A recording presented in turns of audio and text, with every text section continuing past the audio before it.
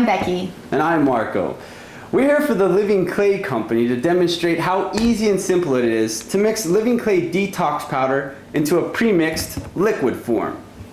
This liquid mix can be used for clay baths, foot soaks, detoxing, just all around body cleansing. The Living Clay powder is pretty much just a calcium bentonite clay that's known for its exceptional drawing abilities and detoxing abilities. Basically, it's a volcanic ash with all of the impurities having been burnt out, leaving behind only trace minerals that are highly charged with negative ions and electromagnetic activity. So what the clay actually does is it acts sort of as a catalyst for the body in helping to cleanse, detox, and balance itself.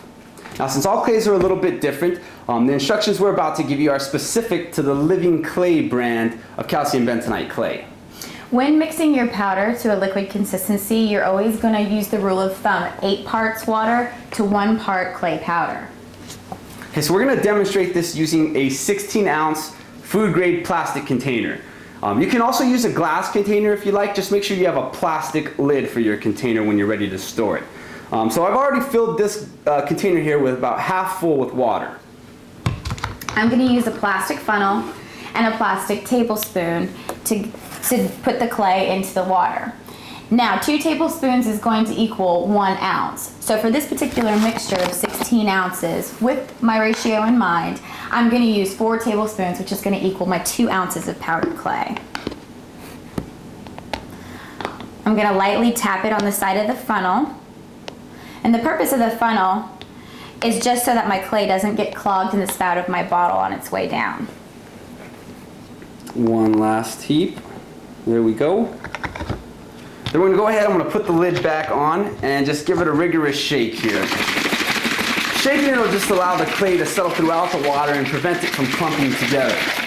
Okay, once we've given it a good shake here, we'll go ahead and remove the lid and add a little bit more water so that we can get our line all the way up to the top here.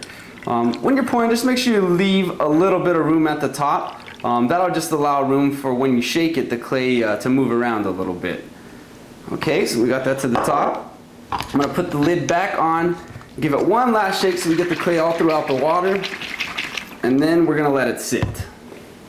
Allow your clay, once it's in its liquid consistency, to sit for about 10 minutes for appropriate expansion and swelling.